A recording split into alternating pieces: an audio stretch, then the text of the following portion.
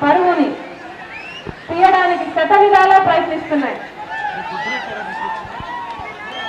రాజశేఖర రెడ్డి గారి మంచి మనసు మీకు తెలుసు. తన మనసులో నుంచి పుట్టిన ఆరోగ్యశ్రీ, తన మనసులో నుంచి పుట్టిన ఫీజు రీయింబర్స్మెంట్, తన మనసులో నుంచి పుట్టిన పావలా వడ్డీ, ఇంద్రమ్మ ఇల్లు, ఇలాంటి ఎన్నో మీరు రుచి చూశారు.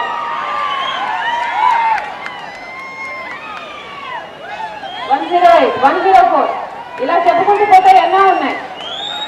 రాజశేఖర రెడ్డి గారు ప్రతి ప్రాజెక్టు పూర్తి చేసి ప్రతి ఒక్కనాడు కూడా ఏ పన్ను కూడా పెంచలేదు. ఏ నిత్యావసర వస్తువు ధర పెరగనివ్వలేదు.